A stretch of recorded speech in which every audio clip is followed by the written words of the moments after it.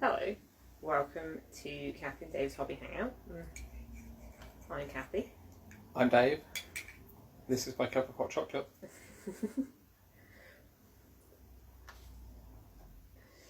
I thought you were keeping going at that point. Okay, right, sure. I was amused about the hot chocolate. Okay.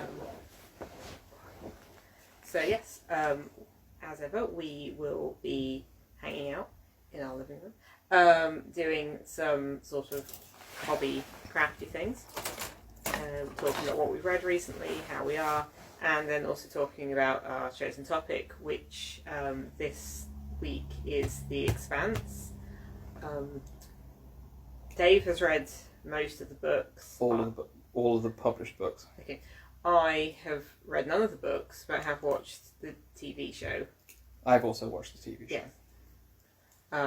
Yeah. So we'll be talking about that shortly. So what are you working on first? Shoulders. I am back to Sazabi, and I'm working on shoulders. He has a lot. His shoulders are very. They're very.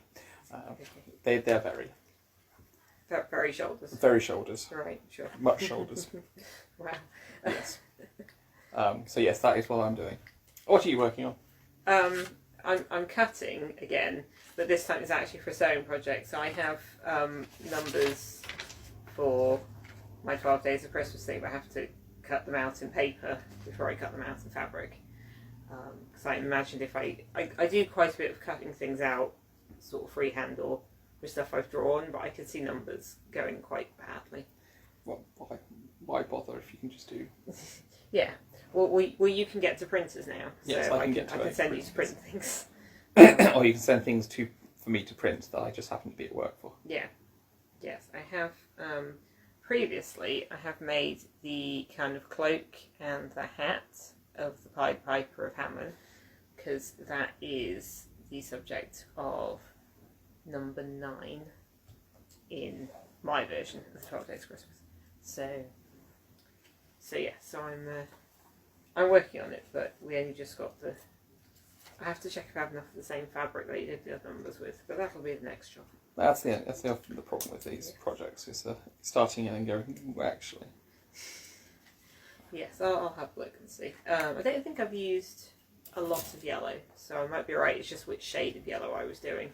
Because if I don't have the right shade of yellow, I'm just going to have to use a completely different colour. So.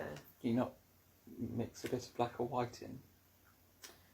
It's not paint, so that's not how it works. No, but the fabric is already a colour, and that is the colour it is. See, that's why I'll stick to painting, I think. Sure. So how are you? How am I? I am fine. I'm having some rather quiet days at work because I'm the only one in the building. Well, I'm the only one in the library, and we're not allowed the public in. And I think everyone is waiting to see what happens with the stuff at the moment to decide whether they actually want any more books, which they can have if they just tell me what they want and I stick them on the doorstep. But not many people are doing that, so I've had a relatively quiet day. So I've been cutting out Christmas trees, baubles.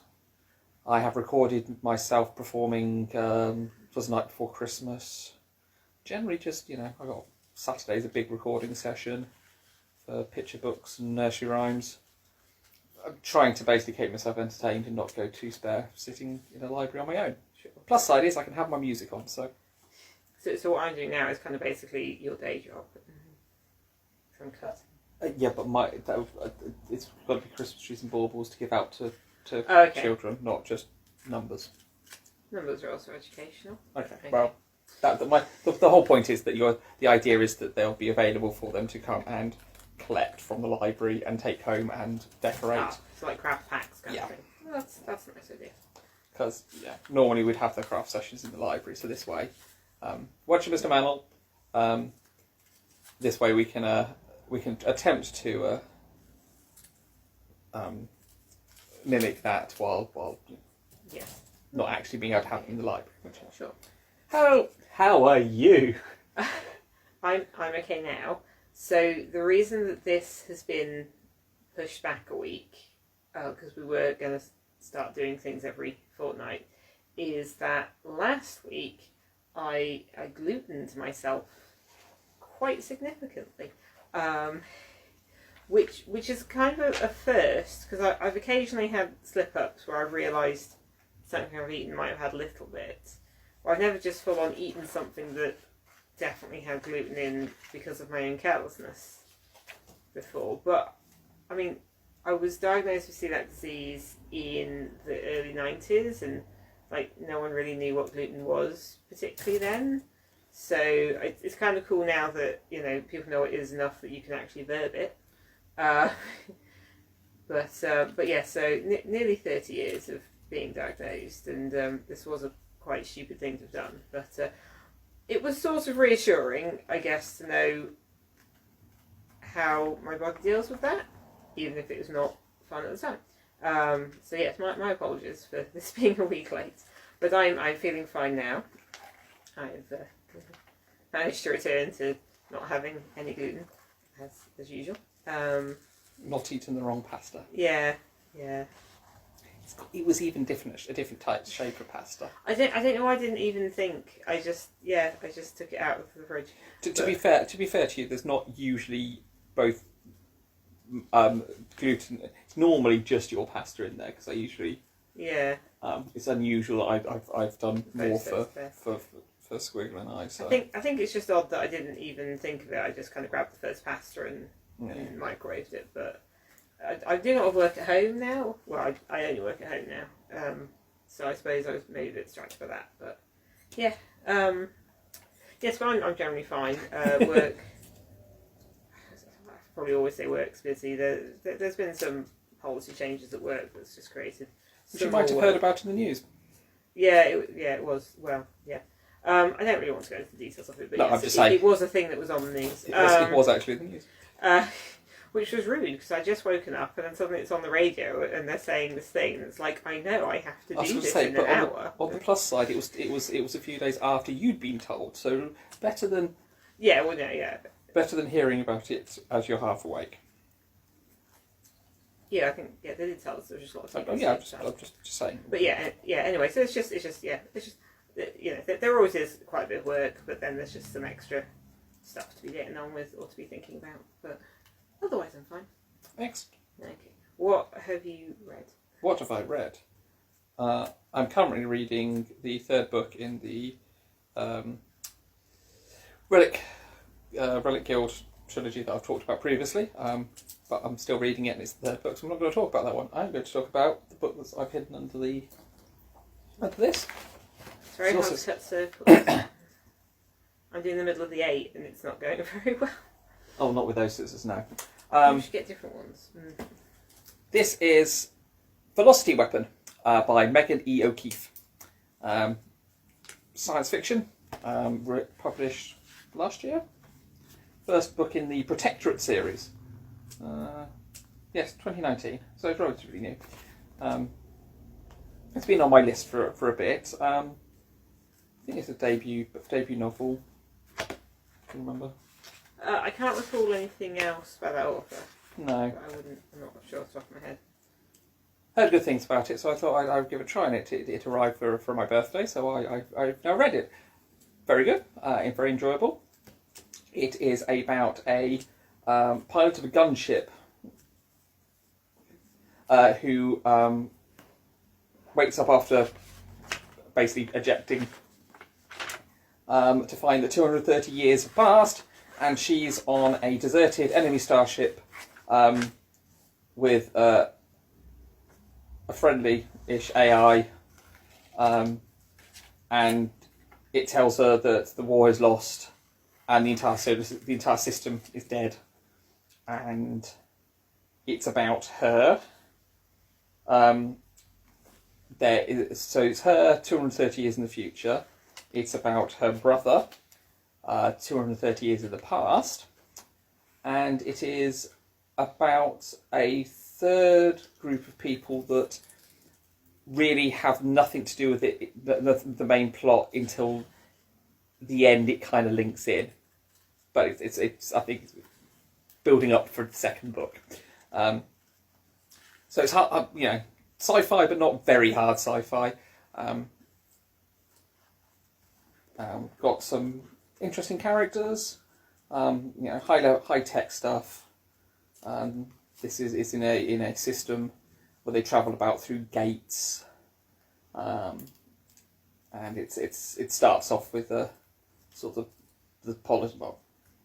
a conflict between the prime civilization, who control the gate, and the Icarian civilization, or both human civilizations, but the Icarian people who also live in the system. Basically, them not liking the control that the prime have over everything, trying to get a bit of a self-determination, which is quite on topic for this lot. So, very enjoyable. I shall definitely be reading the second book. So, here we go. So, put it on there. What have you been reading? Okay, so I have recently finished The Boy with the Porcelain Blade by Dan Patrick, which I think you started reading originally, Yes. and you've bought them. And was this one signed? Yes, this one is signed to you because it's when we went to an event where there were three authors. I should have got it signed to you because you were there as well, but I forgot. I hadn't read it at that point, I suppose. So. Fair point. I did. We do have the rest of the series. I did actually start the sequel. I need to get back to it at some point. Oh, okay. I thought you'd read them. No, I've started the sequel, and I think I got distracted by something else.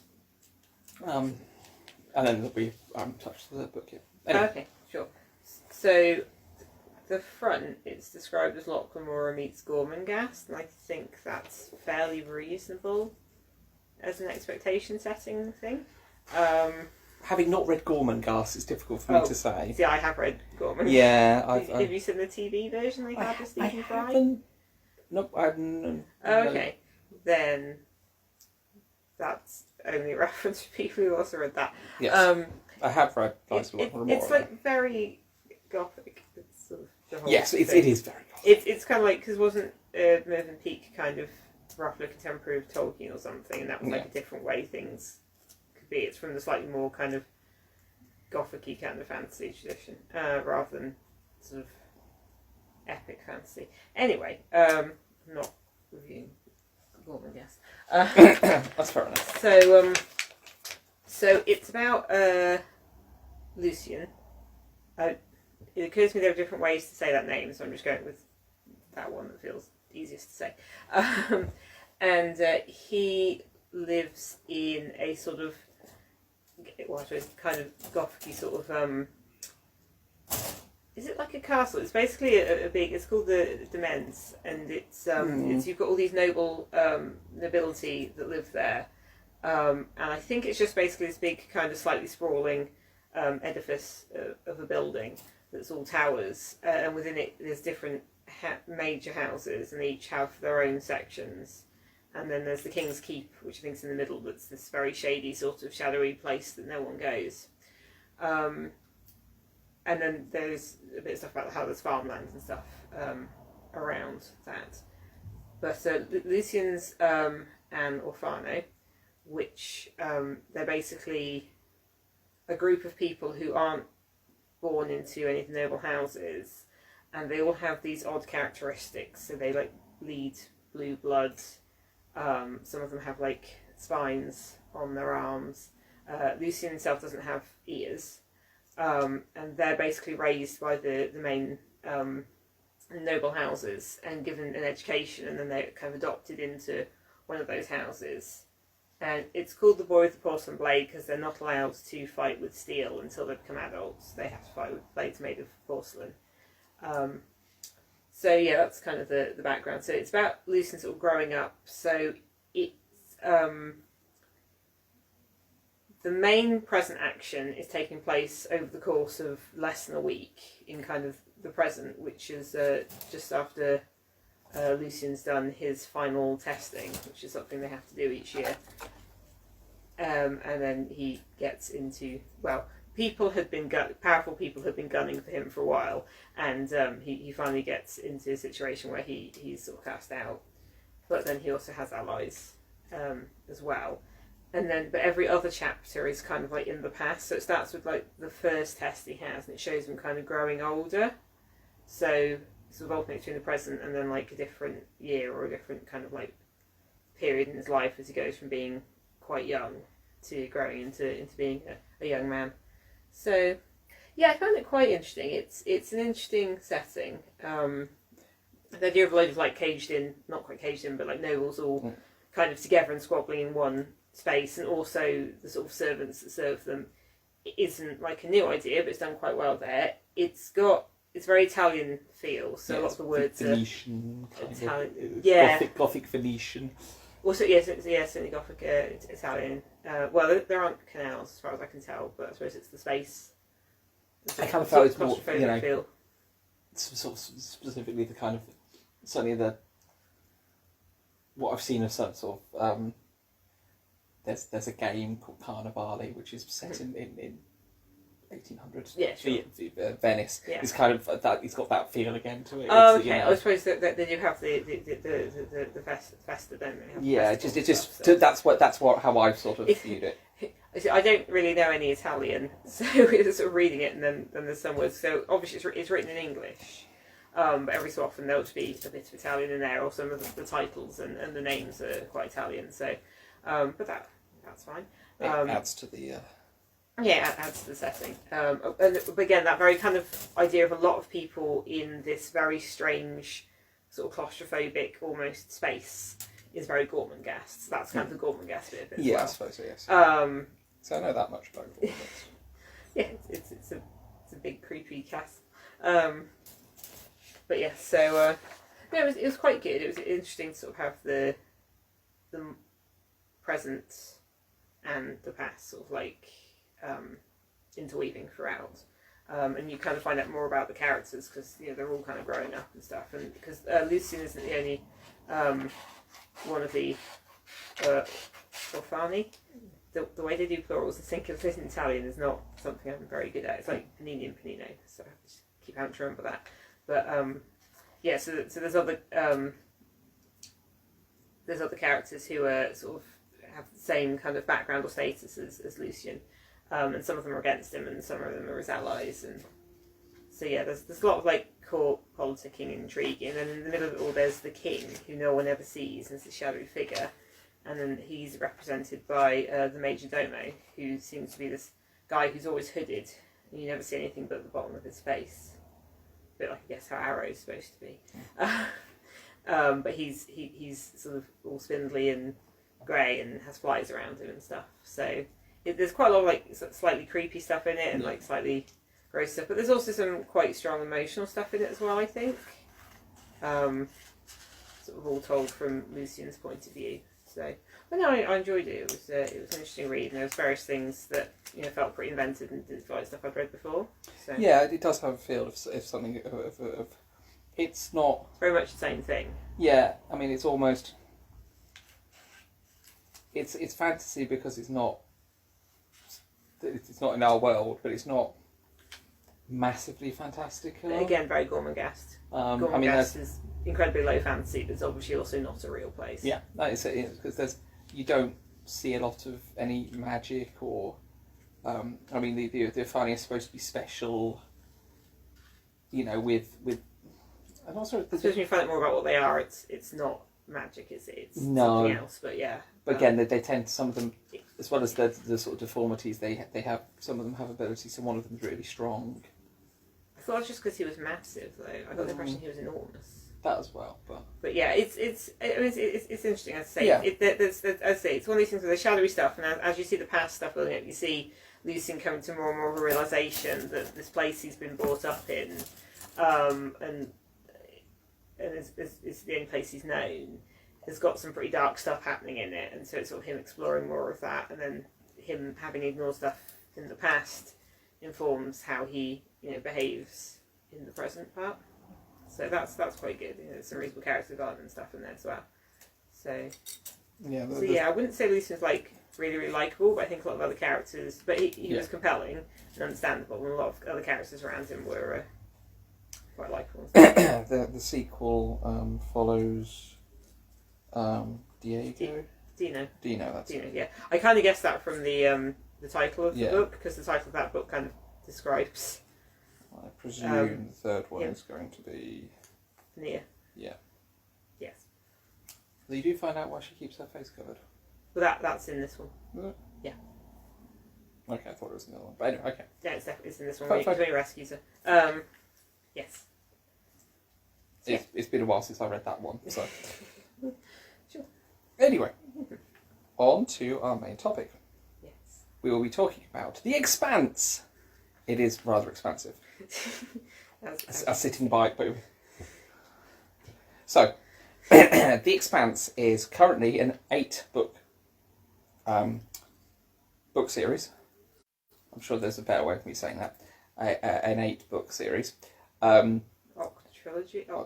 It will be 9. So, I don't think there's a specific word for that. so the final book is out June next year. So, a 9-book sci-fi series. And it will be a 6-series TV show with the 5th season airing on the 16th of, starting to air on the 16th of December, which is kind of why we're doing this. It's almost like we linked together. Oh yes, that was it, yeah. It's almost like we did Northern Lights last week. Yes, we actually talked about when things were on. Yeah. And tried to be vaguely topical. Planning. It'll be a little bit behind by the time we put it on YouTube. But... Yeah, true.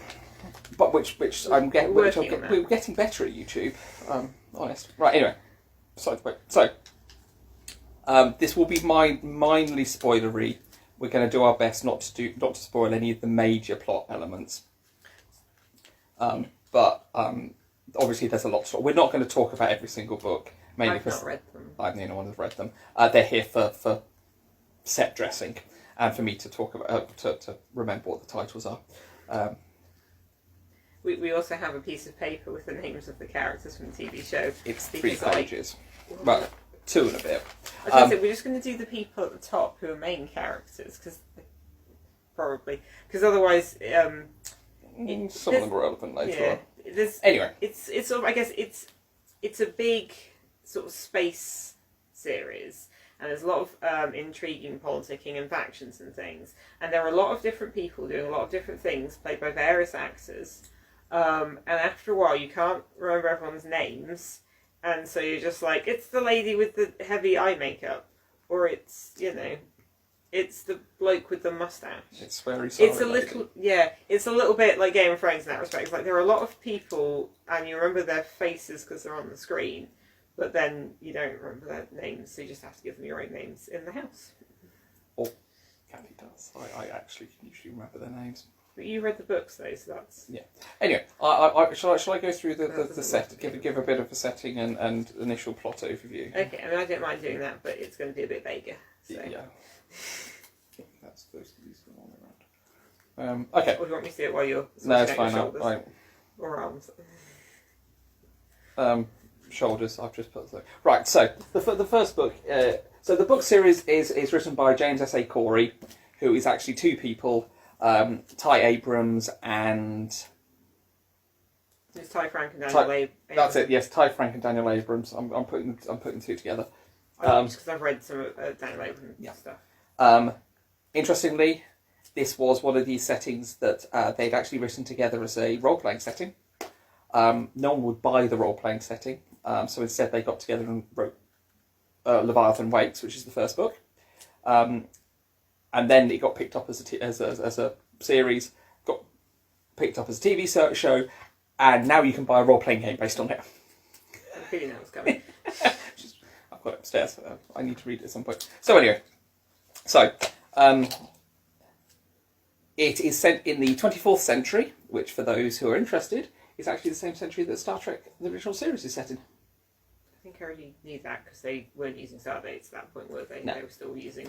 But it's an interesting comparison to look at. There's kind of future that was envisaged in the 70s when looking at Star Trek, and what they've come up with for The Expanse. So humanity has colonised the solar system all the way out to the Kuiper belts. We have colonies everywhere, and there are 3 major powers. There is the UN, which is Earth, and Luna and various colonies around the solar system.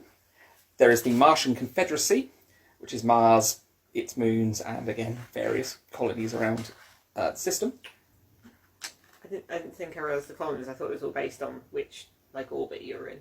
No, they do have colonies outside. That kind of makes sense now you say it, but I don't think it comes across as much on TV. No, not. But they do have like a lot of the research stations and things, and Ganymede isn't a belt. Isn't belt? I think it's Earth. Oh, okay. I think so. So there's and then there is the belt. There is the Belters, who are basically everyone who's not Mars and Earth. These generally are people that have been born in space. They live on stations or ships. Is that from asteroid belts? Yes. But they live on the moons and stations around the gas giants. As well as so everywhere they're else. past the asteroid belt. Oh, okay. They would basically they're the ones that don't live in a gravity well. Yeah, no, I got that because there's the whole thing with people's bones and But generally these are the people that are they're not people and they're in some respects also reliant on Earth and Mars a little bit for resources and things. But doesn't it go both ways because they mine stuff? A bit, yes. Yes and no. So they're kind of the backwater, aren't they? Yes. Everyone else is like a planet, and then stuff connects to the planet, and then the Belters are kind of like a confederation of lots of different little groups. They've got factions and things. So they've got the OPA, the Outer Planets Alliance, which is kind of the political arm. But you have again more militant arms, So it's almost like a tentacle monster. Many arms, many arms. Anyway, so the first book concentrates on two significant players. Let's see which ones are the least complicated to start with. No, they're all complicated. Right, we'll start with Holden. So, James Holden is the third officer of the ice mining ship Canterbury. The ice mine they pick up a distress signal from a ship called the Scopuli, and they get himself. So Holden, Naomi Nagata, and Amos Burton, two engineers, and Alex Kamal, who's a pilot. I know because I read that. I don't remember almost anyone's surname besides Holden because everyone calls him Holden, and then Naomi's as well, probably because it alliterates. Go out to investigate, find some very weird shit, including some very strange glowing stuff around their nuclear reactor. This is a bit of a trap. Probably a bad sign. A stealth ship appears and blows up the Canterbury. Which is why we kind of gloss over the Canterbury existing, because it's only really there to get Holden into the... Well, that's why I don't remember the names of any of these ships, because how many are ever there for that long? I barely remember the names of the humans. Okay. You don't have to remember the names of the ships. There are lots of ships. So, within the world, it's a known fact that the only power to have stealth technology is the Martians. The Canterbury is a UN ship. Because you haven't kind of mentioned Earth and Mars' relationship, which is quite a big thing. Earth and Mars don't get on. They are separate powers. They really do not get on. There's a bit of a Cold War going on between the two of them. There's no. Both of them have large militaries. Mars has more of an elite military. What I kind of got from the TV show is you've got Earth, which is obviously like the cradle of humanity. Did they actually use that phrase? Did I just come up with that? I might have got that from somewhere. Don't think they use it. So Earth is kind of like, the original planet that had humans on it, and it's where everyone sort of came from. It's where all the history and stuff is, and obviously it's also the only planet that's actually designed for humans to live on.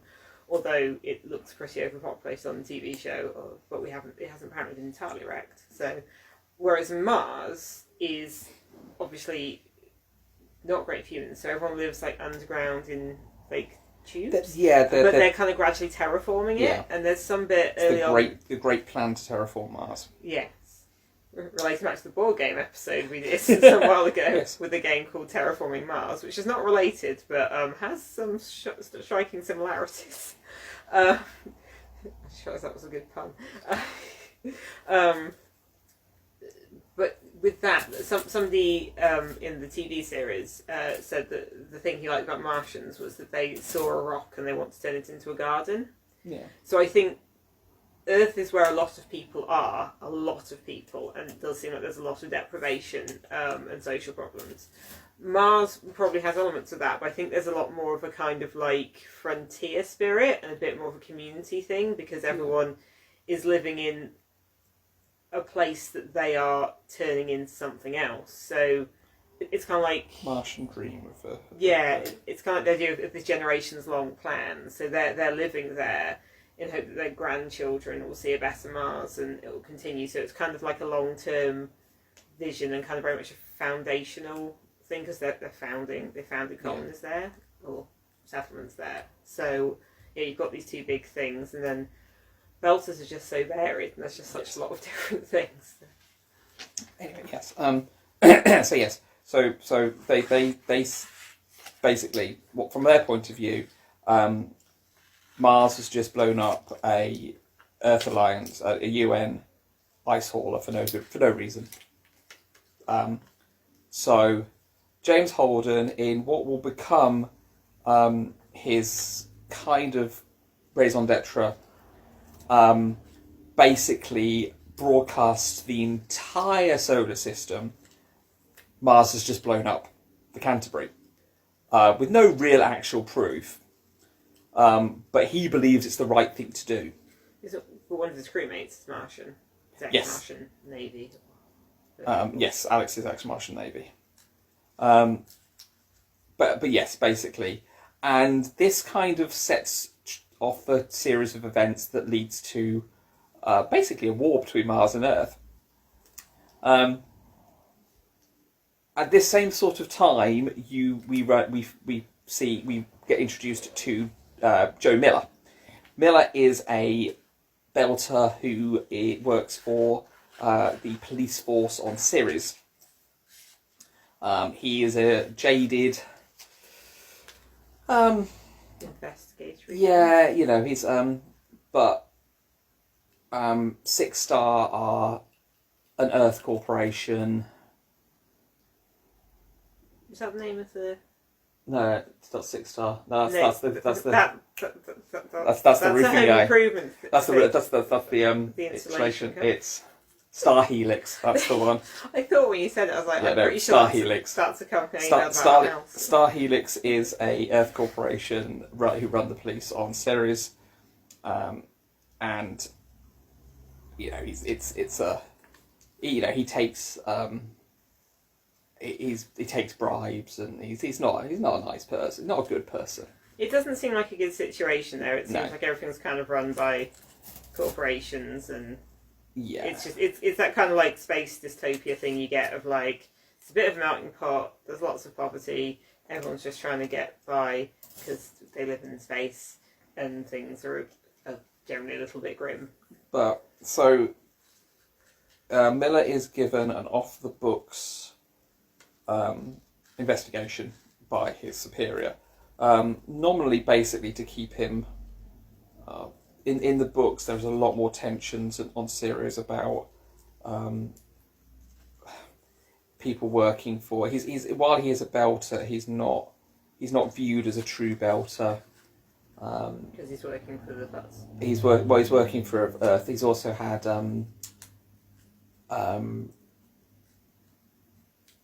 I can't remember the specifics. But basically, he's not really. He's described as a well-waller, which is a derogatory term for people that. I'm not going to do too much Belter Creole, but that's. Yeah, they have their own language, which to my ears sounds vaguely South African, but I'm very bad. It's a very mixed up. Yeah, which makes sense, I guess. Yeah. There's something in. So yes, he is told to find Julie Mao, who is the daughter of Jules Pierre Mao, who is a major shareholder of Star Helix and a big deal. Earth guy. Yes. so he starts an investigation looking into her disappearance. Basically, she was acting out. Basically, well, radicalised a bit, but the whole point, she started off by basically pushing back against Mummy and Daddy, and has gone missing. It's sort of your fairly standard investigation plotline for a lot of it. So you've got this investigator who's a bit of a loner and quite aloof from things, and doesn't seem to have much of his own community, investigating the disappearance of a rich girl who decided to go and help the less fortunate by being an activist. Yeah. And then the more he researches her, the more obsessed he becomes with her, despite the fact he's never met her and doesn't know her, but he sees all these recordings, and then it becomes very personal. And we've kind of seen this a few times. It's very noir, I suppose. Yeah. But then it gets like weird and spacey. It gets weird and spacey. So I'm not going to keep going. Those are the two major characters. So the major roles, certainly in the first book, and going throughout, the major characters are Holden, Naomi, Alex, and Amos. Those are they get a ship. They're kind of a core 4 community, aren't they? So they're a crew. So they get a ship called the Rocinante. They basically nick it. Basically, after the Canterbury blows up, they get picked up by an MCRN warship called the Dollinger. It's basically a Martian. Which basically then gets blown up by the stealth ship as well. And at that, in they're their bad luck at that point. Yeah, Aren't they? in their Or maybe good escaping, luck. they basically escape on a frigate. I can't remember what technically it is, but it's. I don't think it matters what kind of ship it is. To some people, it's very important. It's called the Tashi, but they rename it to the Rocinante, and that's basically the main. So this is all in the TV series as well. So there's the Miller investigation, which I've kind of described, and then that goes its own way. Although Miller crosses over with these guys. So the 4 characters: Holden, Naomi, Alex, and Amos. They're kind of like a community, end up being a crew and being very close knit. Holden and Amos are both from Earth, but Holden seems to have had a fairly sort of privileged, pleasant upbringing. He grew up in what seems to be countryside. He has a large number of parents. 7 parents he has? Something like that. Yes. Whereas Amos, as far as I can tell, grew up in a brothel and has a very dark You'll backstory. find out a bit more about his backstory in the series 5. I don't know how much more I want to know. The stuff I already have is horrifying. It's not. Naomi is a belter. Again, you'll find out more about her backstory in series 5. Series 5 is the backstory. So Naomi's a belter, and then, as we've already, I think, mentioned a bit, Alex is a Martian, so he was in the Martian Navy, but then, I'm not sure the reasons, but he's not in there anymore. He has a wife and child on Mars, but is at least estranged, if not divorced. Naomi is, so he's a pilot, Naomi's the engineer. It's interesting with Naomi, because she's really close with Amos initially, like, Amos just kind of, like, follows what she says, but then her and Holden have a bit of a thing going as well. Oh, well, not as well, later. It's interesting with Naomi because she'll quite often talk to other Belter characters, and there's a lot of code switching. So she has a way she kind of talks with her crew that she lives with, but then as soon as she sees another Belter, she kind of immediately goes into the kind of Belter accent and some of the Creole, as you mentioned. So, yes, that's quite an interesting way of, I think, showing that as well. Amos, I've heard people describe as a murder puppy, which is not unreasonable. Amos is kind of like, I wouldn't say he's amoral, but it's not a thing that concerns him. He is a killer, but just when he needs to. He's intensely loyal. His loyalty initially lies with Naomi, but then transfers to the other members of the crew of the Rocinante. They're his people. So he's kind of like the weapons fighty guy, and Holden is, I guess, the leader guy who just keeps taking them into trouble because that's what he does. Naomi's kind of the more of the software engineer, so she handles she's an engineer. She's an engineer, but she's more software, whereas Amos is hardware. Oh, okay. And shooting things. Yeah, I know they were working together quite a lot. Yeah, like she kind of does more of the but yeah, so Amos computer stuff. Amos has an interesting view on people. So like he'll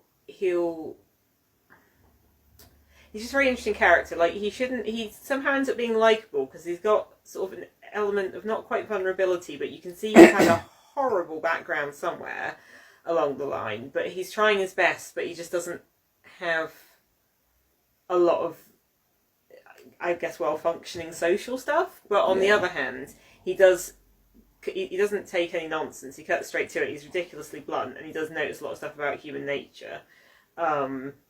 So yeah, but quite often if he mentions anything about his past, it's a bit like, oh no, what? No, it's like, let's not poke at that bit. So yeah, but he sort of ends up being quite likeable actually somehow, which I think is probably, well, good writing and probably and good performance by the actor. So those, as they've said, are the sort of main ones. What you also have in the TV series, because they bring in characters I think to more later books. They do, yeah. One of the main ones is some sort of UN politician. She's the UN. She's the deputy secretary of the UN. Well, she's high up in the UN. Called Christian Avasarala. She's one of the main people whose names I remember. UN Deputy Under Secretary of Executive Administration is her technical title. She's like a big shot in the UN. So Christian Avasarala is she's an Indian woman. She's a bit on the older side. She doesn't take any crap. She swears a hell of a lot. She can be diplomatic because I guess she's a diplomat. Although I get the thing, the UN's less of a diplomatic thing in this and more like political because it's actually running everything. Yeah.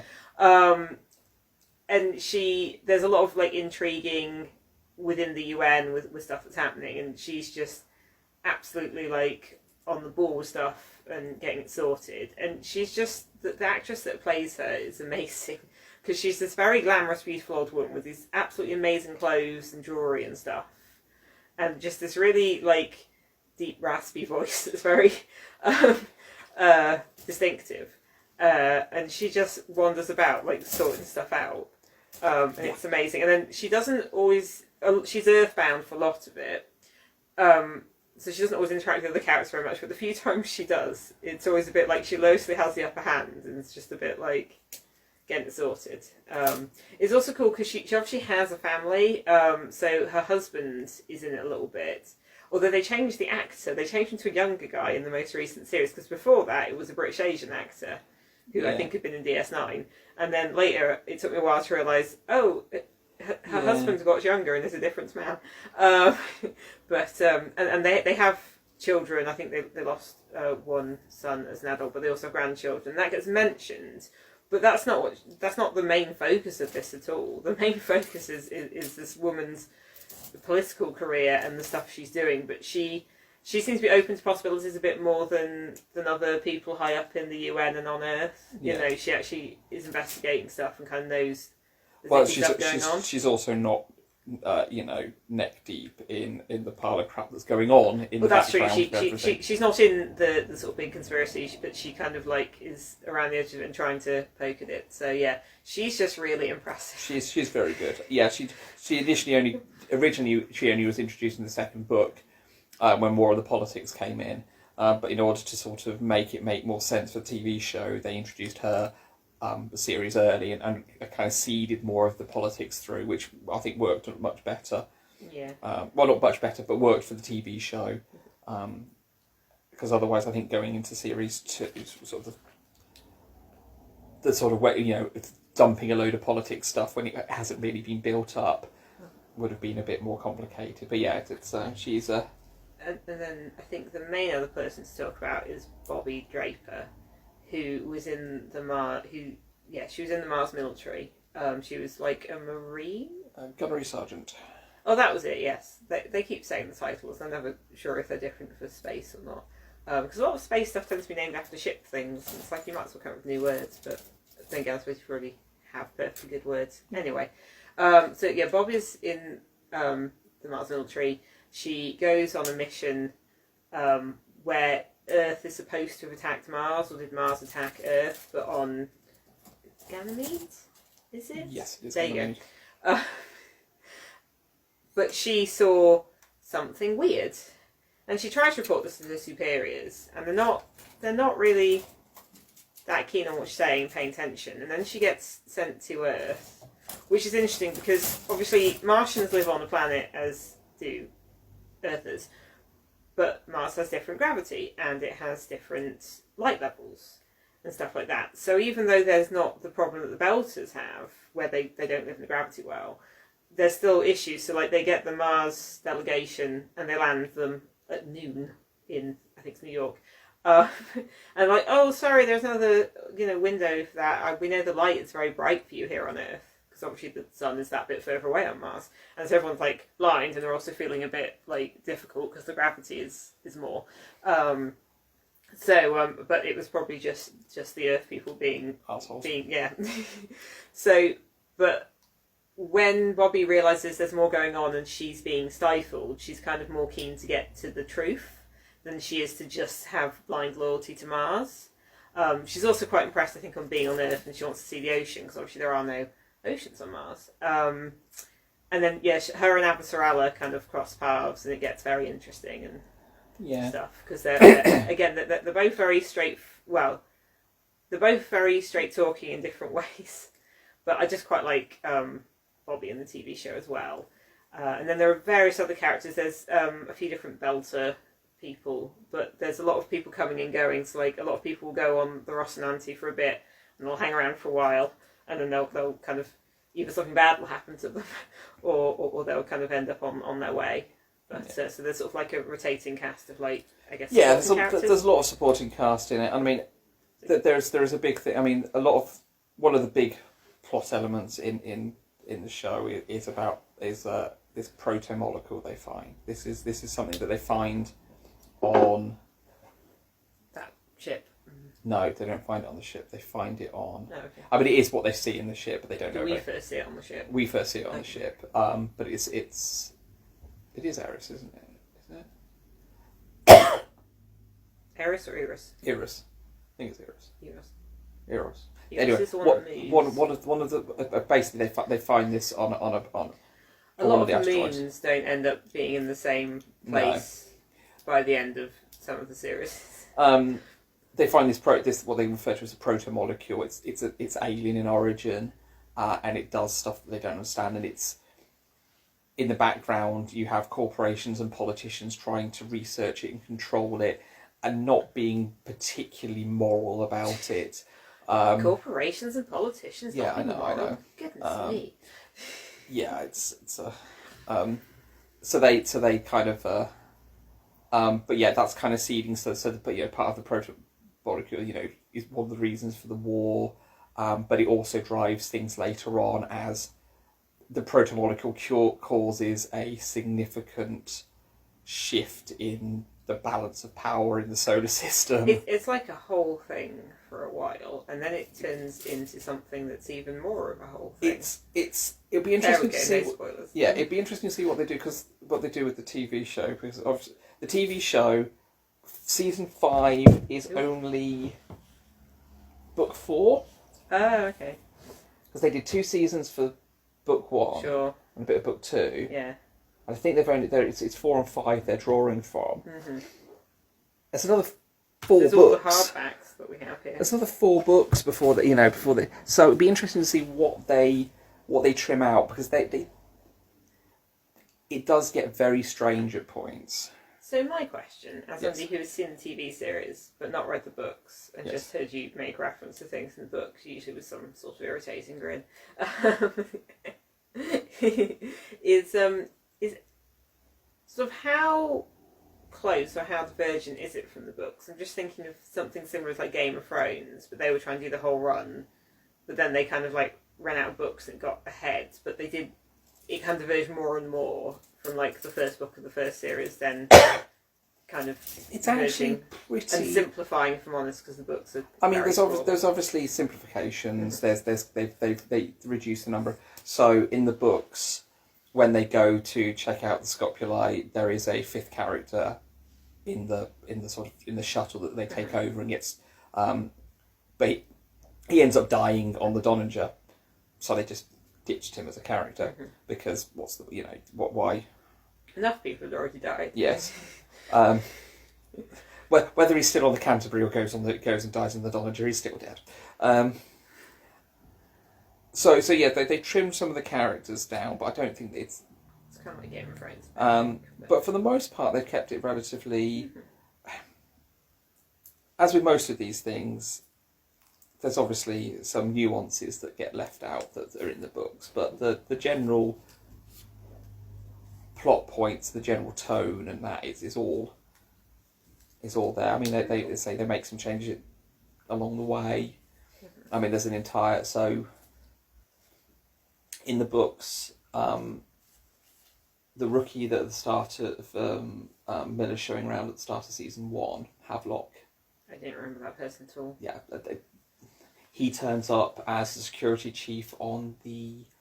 Does it actually give the name of the ship in here? I won't know which ship it is. I don't remember the names of the ships beside the Rossi. He turns up on a ship.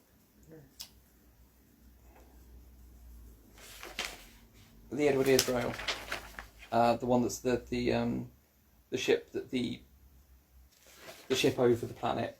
Oh yes.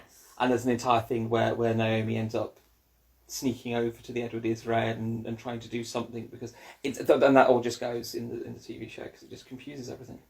Sure.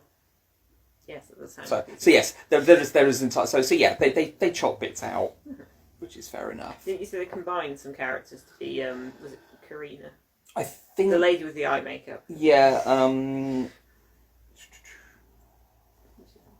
think she's in that bit. Karina is drama, isn't it? Yeah, drama. Yeah, Kamina drama. Yeah, I think that's it, she takes on a couple of other bits. I guess it reminds me of how, because in the Lord of the Rings films, they just get Arwen to fill in the roles of various random elves that you only see once. So I suppose, yeah, you sort of consolidate people that way. And again, Game of Thrones is the same thing, so I guess it's like an adaptation. Yeah, so obviously, you know, it is different, you know, but the key, I think all the major things are there, all the set pieces kind of that you expect out of that you've read, and oh, that's cool in the book. So far, they've been in the series. Game of Thrones was kind of like that for a while. Like even though, because we weren't watching the TV show as it came out, but we'd read the books, and at various points you'd see people freaking out on Twitter, and you'd be like, I guess the Red Wedding episode has happened. Yes. So. But yes. Okay, I'm not saying anything about what was due to come.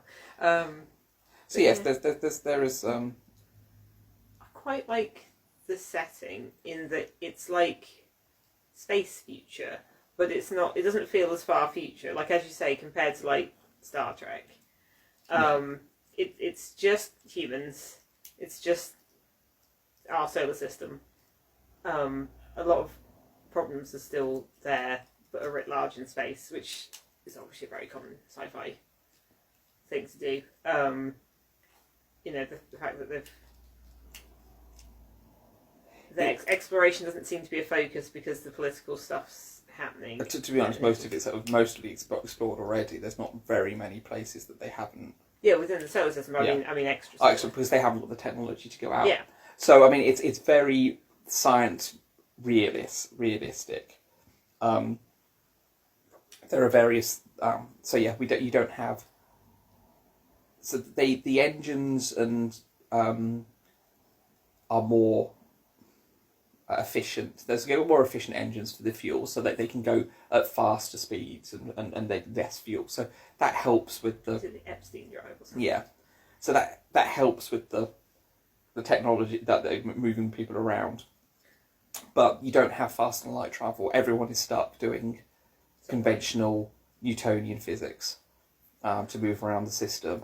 They're plotting, you know, curved trajectories, use gravity wells. There's lots of where they have missiles, don't they? And they're kind of watching it go around. And you always think of missiles being straight, but obviously that's not how space works, I guess. I don't really know. You've got all the ships are designed. This is one of the cool things. Yeah, they don't have artificial gravity. No, you've got. So I mean, so imagine this is your spaceship. You had to explain this to me the first time. And that's that big rockets at the back. So in Star Trek, it would be going around like this with decks like this, and it's artificial gravity 5. Not in the Expanse. In the Expanse, the decks are like that. So when they're under thrust going that way, they have they have pretend gravity from the thrust. So they generally don't thrust very. I realise I'm talking about thrusting. It's just. Oh, okay. Yeah. Sure. They don't tend to move very fast because otherwise they squish everyone.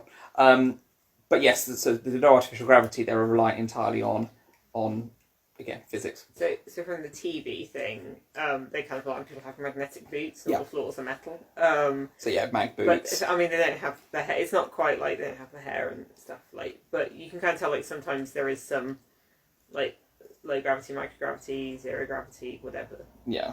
I'm never sure what the definitions are with that, but yeah. So they have some things like that. Most of the time, people are walking around doing stuff in what appears to be gravity, but it's partly this force within the ship. Or people have mag boots and they just do a bit of floaty stuff as the special effects. Yeah. So that's one. That's cool. And yeah, you do in the TV show. They have put a lot of effort into a lot of floaty stuff, and the tech looks, not that far off. It looks. It's not super shiny. No. Is it? It's got that kind of grounding. Like, I mean, the belt more so. I suppose a lot of the stuff on Earth you see is quite elite stuff because of the UNs. Those are people who are, the economic elites. So stuff's quite fancy looking. But then the bits you see of Earth are basically slum looking, shantytownish. When you see a little bit behind the scenes, apart from I guess the farm or the ranch wherever Holden's family's from. Yeah. Mars is all tubes. It's all like everything's underground, so it's got this. I mean, it's not like tiny. It's not like squished, but everyone's living under the ground and it's got a very basic sort of feel. Yeah. Even where you've got places where people drinking and stuff, and then the Belter settlements on moons and stations, they have that more kind of dystopian, sort of grimy, very worn in, very ground down kind of. Like alien type feel, like it's the future, but stuff's still old and rubbish and like covered in grime. Yeah, it's very things are a bit rubbish. Things are a bit grim in space, sort of thing. Yeah, but the series itself isn't too grim. There's a lot of, there's a lot of like catastrophic stuff that happens and big stuff, but I think the tone manages to balance it out. It's not really. There's grim stuff, but it's not like unrelentingly grim and. There's various bits and pieces of things that happen. Although it's not, I wouldn't say it's in any way fluffy or light either. But it's not like too much. It doesn't get horror-y. It's not like there's no like scary spaceship trying to kill you. And I think it's interesting that you've got like a space set series that's just humans. There aren't any aliens to have to try and figure out or overcome. It's just humans. Like being humans, being rubbish with each other, which yeah. You almost don't really need the aliens for that. No, we're very good at being rubbish to each other. Yeah. Which is kind of it is very. I guess is where the sort of slightly downbeat tone comes from, but it's still enjoyable stuff within it. Yeah, I think it's very you can kind of feel that it's. I've already done the milk bars. It's very. Realistic insofar as you can kind of feel like it's a way we could go kind of thing. It's just got that feel to it. It's not like. I mean, there isn't. It's speculative. So obviously there is kind of like there's a speculative element and there's an escapist element, but it's not. It's not trying to get away from it. It's more like, oh, look at the problems these theoretical future humans are having, sort of thing. Yeah. Yeah. And as I said, and I think it's definitely cool watching it for some how they do the tech and how they do some of the, especially the TV show for the effects. It's very interesting how they've done them, and there's actually quite a lot of YouTube videos where Adam Savage from MythBusters was on the set. And they show a lot of things, how they do the effects. And there's a lot of practical effects, what they, which is quite cool. Yeah, it doesn't feel very CG-ish now. I hadn't thought about it before, but now that you say it, it largely doesn't feel like that. No, they got lots of practical effects that they use to get the feel of things, which is cool, which is nice. But yeah, it's definitely worth a watch. Definitely, or a read, or in fact both. I mean, you know, I think it's definitely. Is there or do you recommend like watching and reading?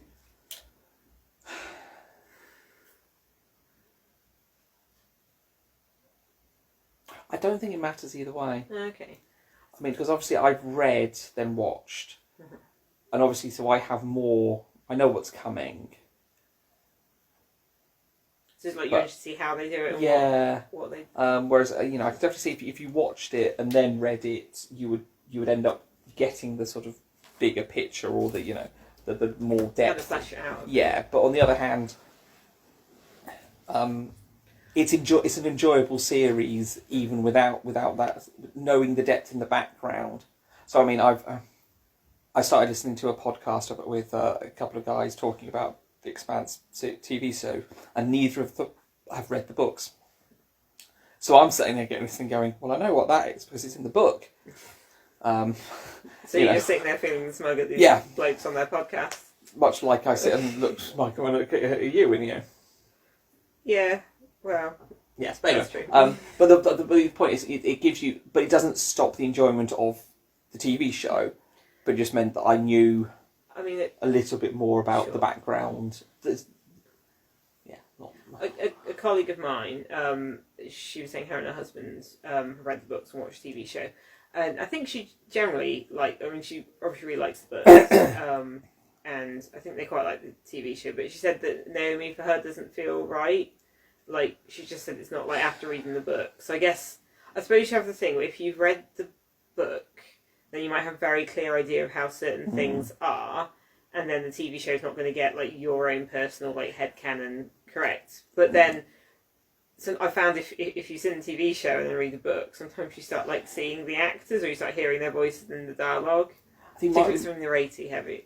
I don't tend to generate my own kind of. I don't tend to have. So I have to say usually after if there is a TV show with good representations of the characters, it's usually after that it's like it's just them now. Oh, okay.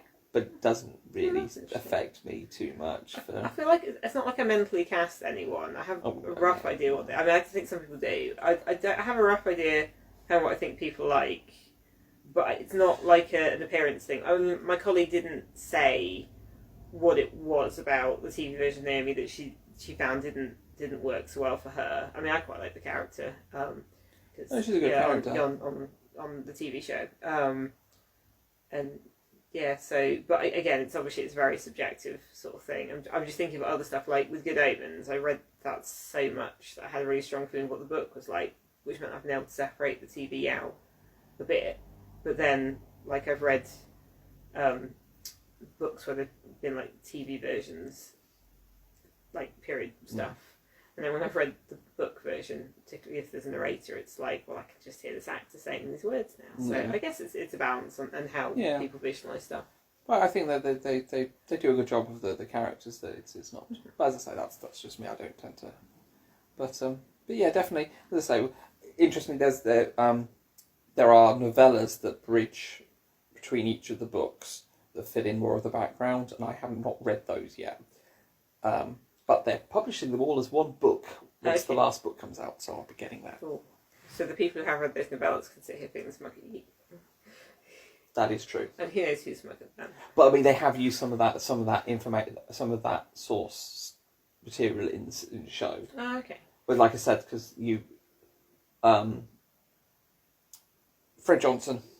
Oh yeah, that guy. Because he's one of names I could remember. He's a He was he the one building a ship for the Mormons? Yes. And then it got taken. He's head of Tycho Station. He used to be a UNN colonel and is now leads one of the factions of the OPA.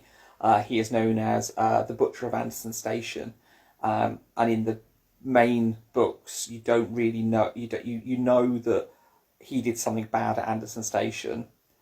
Which then resulted in him leaving the UNN and defecting to the belt. You don't really know what that was, but it's in one of the novellas. But the TV show shows you more of that.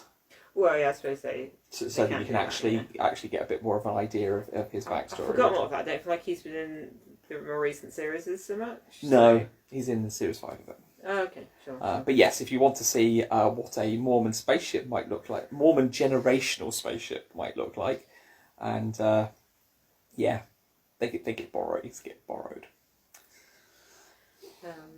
Yes. Behemoth goes through a few changes. Was that what it's called? No, actually, it was just Behemoth was when it was No, I thought it was the called second something else. iteration. It was. Does it say it here? That's just people, not ships. I know, but sometimes it It had like a different name. comes to Medea Station later. I quite like because I quite like mythology. So I quite like the names, because obviously the planets are named after gods, and then you've got a lot of moons named after figures from mythology. So that's how I kind of know which one is a moon of Jupiter and which one is a moon of Saturn, because the moons of Jupiter are all named after the kind of lovers of Jupiter / Zeus, and then the moons of Saturn are all named after Titans, except Zeus did also sleep with some Titans, so sometimes it gets a little confusing. But yeah. Greek mythology people. Well, and Romans, Yeah. but yeah. But yeah, there's a lot to it. As I say, it's in the later books it starts introducing some more, and in the later bits of the TV series, a bit more of a strange science fiction stuff to do with the protomolecule, and that's quite interesting because it does mess with the setting. It does, but It's progressing things. yeah, but also so some of the changes are also purely human driven. Things the status quo gets changed, and then humans people to make decisions on what they're going to do, and that's and there's actually a 30-year time jump late in that book. Jumps forward 30 years. It was probably best not doing that for the TV show, didn't they? Yeah, I don't know about that. We'll see. I guess you don't know how they're going to end it then if they've only got kind of that far, and there's like all of this. I could see. Do you have like theories? Yeah, I could see. Don't tell me, but I could see ways of doing it. It'll be interesting to see what sort of elements they introduce in the next series, because there are things that happen in earlier books that don't get paid off until later ones. Mm-hmm. So there is quite a bit of build up to things. Mm-hmm. So it depends on how much of that they seed. So it'll be interesting to see what happens with that. But at least they know they're only getting 6 seasons. Yeah. Because it was cancelled after Series 3 initially. And then Netflix took it. No, Amazon Prime took it. It was on Netflix. Then Amazon Prime took it. Things keep switching. It's very confusing. But I mean, yeah, it's a good series. Definitely recommend it wholeheartedly. We don't talk about a lot of things we don't recommend. That's a fair point. Unless it's like a broader conversation. True. Still recommend it though. Sure. I mean, it's definitely one of my, thoroughly enjoyed reading, watching. Got the role-playing game. So, yeah. Not sure what else I can say at this point. No, that's fine. I think we're going to a natural place. Excellent. How have you done with your... I have built shoulders and arms, and the arms are built, but I have built the shoulders and stuck them on. It has now got shoulders and arms. It is very shoulders, isn't it? It is very shoulders. Not quite as much as the flares, maybe? Yeah, I mean, the flares are definitely a thing. The shoulders are a thing as well. It eventually gets a head and some giant rockets and some funnels. They're not actually funnels, they're called funnels. I'm just going to be quiet now. Sure. I guess we'll see them later. We'll see them another time. Yeah, I successfully cut out all my numbers. And I'm slightly annoyed at myself because I'm sure I cut out some tiny little felt boots for the Pied Piper, and now I'm not sure where those have gone. Have they walked off? Were they made for walking? Quite possibly. But I need to organise a lot of my crafting stuff anyway, because it's gone a bit... I kind of moved where my working from home situation is from one room to a different room. It just needs a bit of organisation. We need organisation, generally. True. Speaking of organisation, we don't know what we're doing next week. I thought we did know. Have we decided we're doing... Or will we be swapping, or are we going to stick to the schedule? Shall we swap? And that's okay. the safe side. Okay. So it was supposed to be every 2 weeks, but obviously last week. The whole point was for every 2 weeks was to give us some prep time, to allow us to do some things that doesn't rely us sitting here making stuff talking off the top of our heads. However, next week's was going to be the first one that actually required some prep on Cathy's side. Well, it was like I also wanted to reread something. It was not just prep; I had to read like quite a bit of comic. Okay. And obviously now, instead of it being 2 weeks, it's only next week. So we are going to instead bring one forward, which we can just do off the top of our head, which is Jonathan Creek, the TV show. BBC kind of mystery TV show. Yes. Which unfortunately kind of went downhill after a while. Well, yeah, we can talk about that next week. We'll talk about that next week. But yes. In fairness, we've not watched any of it for a while, but we do have it on DVDs. Yeah. But then again, how many people have watched it for a while unless they repeated it on like Gold or Dave? Fair enough, yes. I'm sure it is on Dave or something. I would expect so, yeah. But yes, we'll be talking about Jonathan Creek. That's also actually sort of topical because I think Caroline Quentin is in Strictly, although I'm not sure if she's still going to be in it later. Oh, people talk about it a lot at work, so I sort of see odd snippets of things, but she was in it. There was something about cake the other day. The cake is also on at the moment. The cake is finished. Has the cake finished? The cake is finished. Oh, okay. I know it was on because people were talking about the cake. I don't follow sport. I don't follow the cake. Zoom cars. My limit. That's true. Everything else just goes over. We've got our fingers on the pulse here. Yeah. Well up to date with all the things, the stuffs, and Zoom cars. Anyway. Thank you for watching. Thank you for sticking with us This will be on YouTube at some point, as will our other episodes. A lot of our other episodes are. This is true. I will put a link on Facebook. Go if you want to catch up with any of our previous episodes. Slightly edited to remove the us sitting around finding the share button on Facebook. And with also with descriptions. Some of which have gotten quite long, which is why it's taken me a while to get those sorted. Yeah, we should really try and stay on topic. Well, it was the picture book one. Yeah, we discussed a lot of picture books. Yeah, true, that's a fair point. So yes. Other than that, hopefully we'll see you next week for Jonathan Creek. Until then, stay safe. Stay safe. Bye bye.